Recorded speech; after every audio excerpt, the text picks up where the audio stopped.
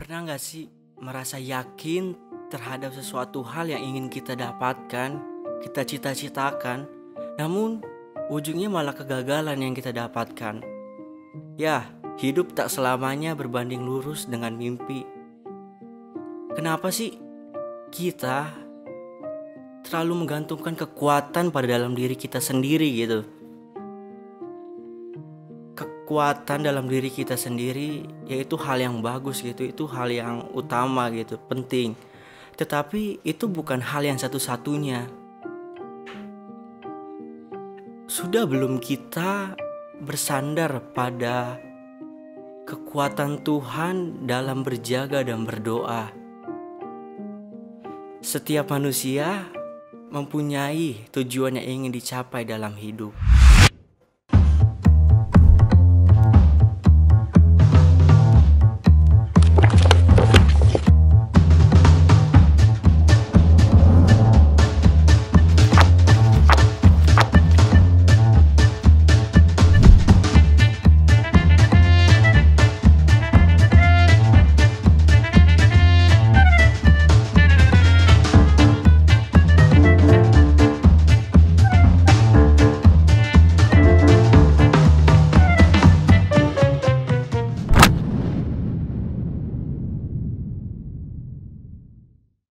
Saya ada satu pantun untuk para penonton.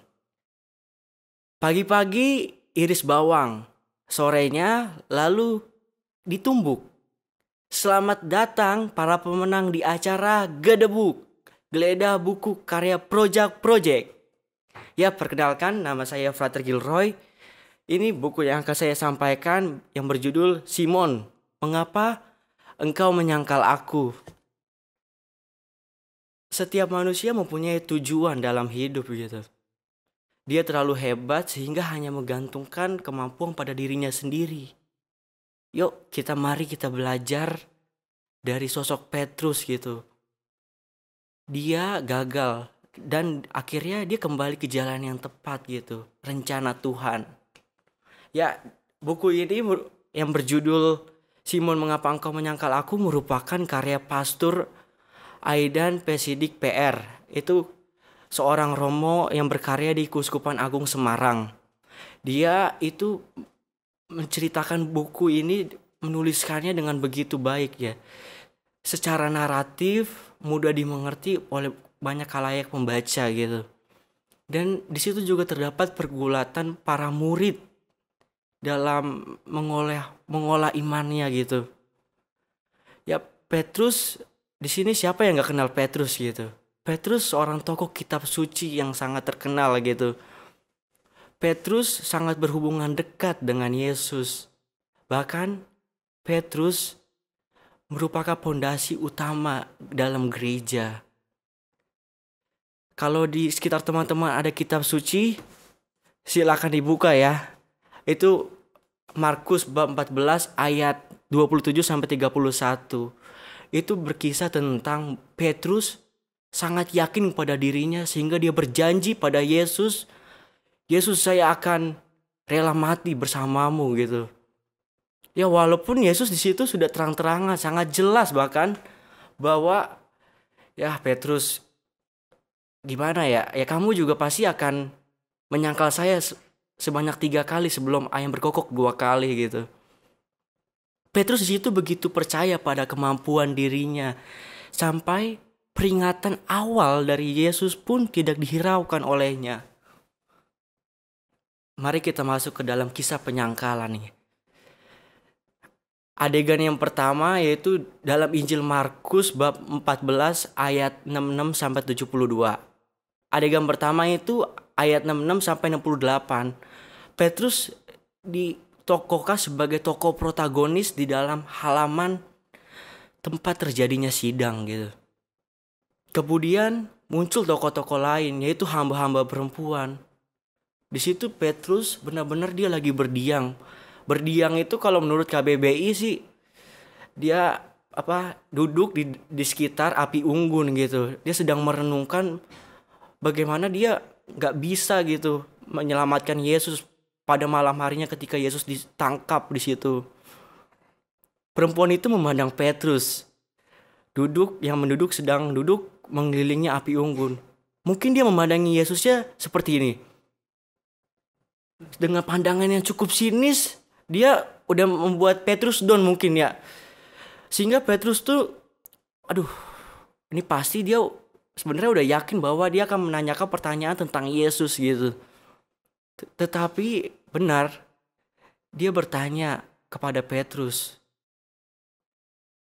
apakah kamu salah seorang dari murid Yesus? Petrus di situ langsung menjawab, saya bukanlah seorang dari murid Yesus. Bahkan saya tidak kenal dengan dia gitu. Di situ Petrus berpura-pura dia tidak mengerti siapa Yesus. Mungkin dia terlalu takut untuk mengungkapkan dirinya gitu pada adegan yang pertama ini. Pada adegan kedua, ayat-ayat 69 sampai 70a, hamba perempuan mengulangi adegan tersebut, tetapi dia tidak bodoh gitu. Kalau dia bertanya kepada Petrus, pastilah Petrus bakal mengelak. Jadi dia bertanya pada khalayak ramai gitu yang ada di situ, hamba perempuan, orang-orang yang ada di situ. Dia bertanya, apakah Petrus adalah merupakan seorang dari murid Yesus gitu. Dan orang-orang di situ pada bilang iya. Tapi di situ Petrus tiba-tiba selak, orang-orang bilang seperti itu, saya bukan murid dari Yesus gitu. Saya aja tidak tahu siapa Yesus, saya tidak kenal siapa Yesus gitu. Sangat dia benar-benar menolak, tidak mengenal Yesus gitu. Padahal dalam hatinya mungkin dia itu ingin sekali mengakui dirinya sebagai orang yang berhubungan erat dengan Yesus. Tetapi ya itu rasa takut itu membuyarkan segalanya gitu.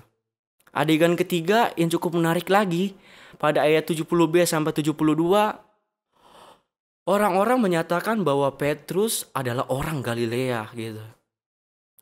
Fakta bahwa Petrus seorang dari Galilea bukan berarti hanya berasal dari daerah yang sama dengan Yesus. Tetapi di situ juga termasuk bahwa Petrus merupakan murid pertama dari Yesus. Lihat Markus bab 1 ayat 16. Kejadian Yesus sedang berjalan di tepi danau Galilea dan melihat Petrus yang sedang pulang sampai ke daratan yang habis memancing ikan tapi tidak dapat apa-apa gitu. Akhirnya dia diajak untuk menjadi seorang penjala manusia gitu. Ia mengajak Petrus menjadi penjala manusia untuk mengikutinya melaksanakan tugas sebagai pengajar dan menyembuhkan banyak orang di seluruh Galilea. Dan tidak hanya itu gitu. Itu kalau menyembuhkan dan mengajarkan itu silakan lihat Markus bab 1 ayat 14 sampai 15. Dilanjutkan ayat 28, 34 sampai 39. Status Petrus sebagai seorang Galilea memiliki arti. Dia adalah salah satu murid yang akan dijadikan dan akan bertemu Yesus setelah kebangkitan Yesus yang akan bertemu di Galilea gitu. Itu lihat Markus bab 14 ayat 28. Sesudah aku bangkit, aku akan mendahului kamu ke Galilea. Pada bagian ketiga, jawaban Petrus kali ini kembali ditekankan dengan ungkapan yang sangat mengutuk dan bersumpah. Aku tidak kenal dengan orang yang kamu sebut ini. Ketiga kali dia menyangkal sebelum kokok ayam kedua. Ini sebenarnya pertanda hamba-hamba perempuan itu sangat mengenal Petrus gitu. Munculnya kokok ayam kedua juga mengingatkan kita, Petrus akan nubuat Yesus gitu. Silakan lihat Markus bab 14 ayat 30. Reaksi Petrus kemudian dia menangis terseduh-seduh gitu. Dia sedih, menyesal. Ya namanya juga penyesalan, datangnya terlambat kan. Kalau bukan datang terlambat, datangnya di awal itu kebahagiaan namanya. Terus akhirnya padahal di situ tuh Petrus cuma ditanya oleh hamba-hamba perempuan Imam Agung. Itu ibaratnya tuh cuma ya mohon maaf ya budak-budak Imam Agung lah atau pembantu-pembantu Imam Agung gitu. Sedangkan Yesus sendiri aja dihadapkan oleh para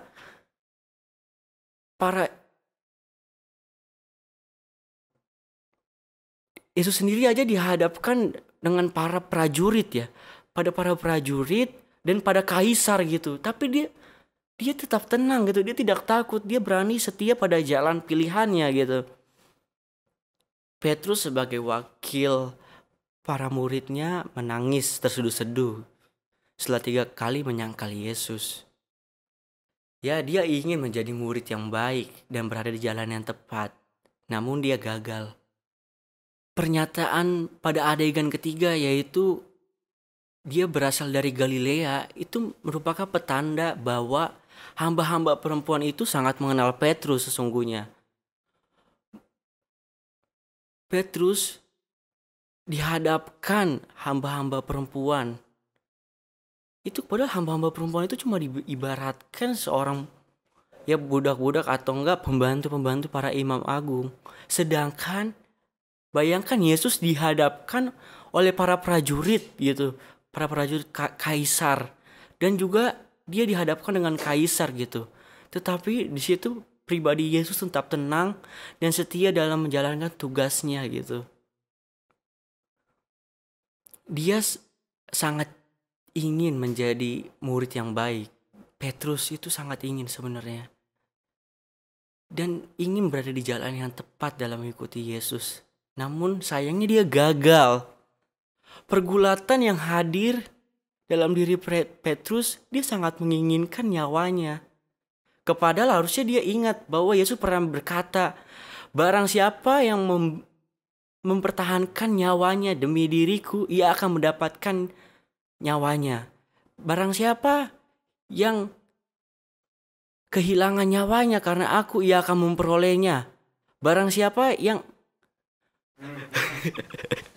ya. Ya. Barang siapa yang mempertahankan nyawanya, ia akan kehilangan nyawanya. Barang siapa yang kehilangan nyawanya karena aku, ia akan memperolehnya kembali. Dia ingin setia, namun ketika kesetiaannya dihadapkan oleh mara bahaya, siapa yang tidak takut gitu. Akhirnya naluri akan keselamatan, dirinya lah yang menang. Terdapat ada tambahan sebenarnya arti nama Petrus gitu. Petrus itu sebenarnya nama yang diberikan langsung oleh Yesus gitu. Nama aslinya sebenarnya Simon. Simon itu kalau pada zamannya Yesus itu nama ibaratnya nama banyak orang lah, nama yang sangat umum gitu. Terus Yesus melihat bahwa terdapat sosok yang sangat dia benar-benar cocok bagi dia itu Petrus kan. Petrus itu dalam bahasa Yunani berarti batu gitu. Tetapi sering diartikan sebagai batu karang. Batu karang mempunyai arti khusus, yaitu Petrus akan menjadi fondasi bagi umat beriman Katolik gitu. Ya walaupun terdapat personifikasi arti dari nama Petrus ya, batu karang menerima sabda, tetapi ketika dia mengalami kesusahan dan pencobaan, ia menjadi murtad gitu. Itu personifikasinya. Tetapi kegagalannya bukan karena nama itu, tetapi karena dia adalah pribadi yang keras kepala. Seperti karang padas yang tidak memungkinkan benih untuk berakar di dalamnya. Yesus pernah memanggil panggilan Simon ketika Yesus membangunkan Simon yang sedang tertidur pada saat itu. Padahal dia suruh berjaga dan berdoa, mempersiapkan diri untuk bahwa Yesus tidak akan lagi bersamanya dan akan mati di kayu salib gitu. Sayangnya dia tidak siap menghadapi pencobaan. Sehingga dia melarikan diri dengan cara tertidur. Seakan dia percaya pada kekuatan dirinya sendiri.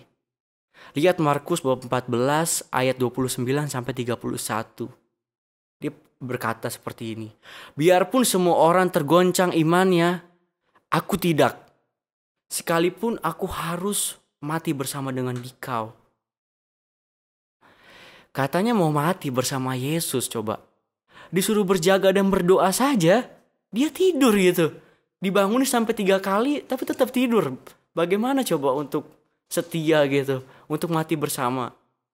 Dan akhirnya narator pun dalam kisah penyangkalan menggunakan nama Petrus, bukan Simon, untuk menegaskan bahwa kata-kata Petrus tidak mengindikasi pemutusan kemuritan atau tanda negatif dari nama Petrus gitu. Terus kenapa orang-orang hamba-hamba perempuan Imam Agung bisa tahu kalau Petrus tuh orang Galilea gitu? Saya timbul pertanyaan seperti itu juga. Ternyata ada penjelasannya. Ya, alasan mereka tahu bahwa Petrus seorang dari Galilea, murid Yesus, karena dialeknya gitu. Petrus menggunakan dialek asli orang Galilea. Sama seperti kita, misalnya orang Batak. Menggunakan misalnya nadanya agak keras gitu. Orang Jawa lembut, lemah gemulai kayak gitu. Nah itu kan mempunyai dialek-dialek yang khas gitu. Yang sangat terpatri. Jadi orang-orang pada saat itu tahu bahwa Petrus ini berasal dari Galilea gitu. Ya walaupun saya nggak bisa praktekin dialek orang Galilea seperti apa ya. Ya. Terus di sini ada pernyataan Petrus mengutuk gitu. Narator menyatakan mengutuk dan bersumpah. Kata mengutuk itu menunjukkan makian terhadap seseorang. Siapakah yang dikutuk Petrus dengan ucapan langsungnya? Banyak jawaban umum, Petrus mengutuk dirinya sendiri gitu. Tetapi Petrus mengutuk bukan tentang Petrus mengutuk Yesus atau mengutuk dirinya. Tetapi ia meyakinkan bahwa pada hamba-hamba perempuan itu bahwa saya salah gitu. Saya yakin dan bersumpah bahwa saya menetapkan untuk berpegang pendirian dalam menyangkal Yesus gitu. Refleksi dari buku ini sebenarnya Petrus pernah gagal. Tetapi kegagalan itu bukan berarti dia berhenti dari tujuan hidupnya. Petrus juga manusia, dia mempunyai rasa takut. Petrus menyangkal bukan berarti dia buruk. Hanya saja dia memilih jalan untuk menyangkal. Lagian Petrus masih mempunyai tugas di dalam dunia ini yang langsung diwariskan oleh Yesus gitu. Untuk mendirikan gereja Kristus. Coba bayangkan tanpa Petrus. Gereja tidak dapat ditentukan keberadaannya mungkin sekarang ya. Tanpa keberadaan Petrus. Petrus juga terlalu menggantungkan kekuatan kepada dirinya. Kepada daging itu lemah. Jadi, selain mengandalkan diri, kita juga harus bergantung pada roh yang kuat, penolong kita. Dalam kesulitan dan pilihan yang berat. Kita juga belajar dari Yesus yang menunjukkan kepada semua pihak bahwa kebenaran, kejujuran, kesetiaan menjadi kekuatan nyata untuk menghadapi segala macam pencobaan dalam hidup. Kegagalan adalah pengalaman manusiawi yang lumrah. Semua orang dalam kadar dan bentuk yang berbeda-beda pernah merasakan kegagalan. Pengalaman kegagalan itu ya pasti tidak menyenangkan. Pengalaman kegagalan ini bisa membuat orang kecewa, malu, putus asa, bahkan bisa sampai kematian gitu. Saya juga pernah yang namanya mengalami pengalaman kegagalan gitu. Saya dulu waktu SD, UN, itu saya sebenarnya mengincar sekolah yang ternama lah, SMP negeri di sekitar Bekasi gitu yang ternama. Tetapi saya sudah belajar dengan mati-matian supaya mendapatkan nilai yang bagus gitu. Ya benar, akhirnya hasil UAS saya masih mendapat peringkat nomor 3 di sekolah. UASBN itu. Ujian akhir sekolah itu saya masih mendapat peringkat 3 dan nilai saya yang terbaik gitu, maksudnya rata-ratanya 9 gitu. Tetapi apa hasil UN saya? Hasil UN saya aja rata-ratanya cuma 7 gitu. Akhirnya Saya sekolah di tempat ya masuknya ya sekolah biasa lah. Sekolah negeri tapi terbuka gitu. Saya memang dapat tidak jadi mendapat sekolah yang bagus gitu. Sekolah yang sesuai dengan impian saya. Tetapi saya percaya bahwa dari setiap kegagalan terdapat rencana Tuhan yang selanjutnya yang mengarahkan saya pada jalan kebenaran gitu, pada jalan yang sesungguhnya Ia arahkan kepada saya. Saya belajar banyak dari sekolah itu, belajar banyak tentang kehidupan, ya bukan pendidikan saja sebenarnya. Sehingga kehidupan itu, pelajaran tentang kehidupan itu mengarahkan saya ke seminari tinggi Perwira Jakarta ini sebenarnya secara tidak langsung. Pengalaman kegagalan ini bisa membuat orang kecewa, malu, dan putus asa. Namun apabila pengalaman tersebut diterima dengan tulus dan dimaknai dengan benar, ternyata mempunyai daya pembebasan. Sehingga kita bisa melihat rencana Tuhan yang baru dan berjalan bersama Tuhan. Dari kisah kegagalan Petrus dan rekan-rekannya dalam mengikuti Yesus sampai akhir, kita dapat bercermin bahwa krisis-krisis hidup yang mewarnai panggilan kita sebagai orang beriman sebenarnya merupakan suatu kesempatan untuk memurnikan panggilan kita. Panggilan sebagai murid-murid Yesus yang akan semakin dimatangkan dengan tantangan dan cobaan iman yang kita alami setiap hari. Panggilan kita akan dimurnikan oleh kesetiaan dalam menjawab panggilan Yesus melalui krisis-krisis hidup yang kita alami dalam hidup seperti emas yang dimurnikan dalam api. Mungkin itu saja yang bisa saya bagikan dalam buku Simon, Mengapa Engkau Menyangkal Aku. Mohon maaf bila ada salah kata atau tidak sesuai dengan isi bukunya. Sekian dan terima kasih. Semoga bermanfaat. Dadah.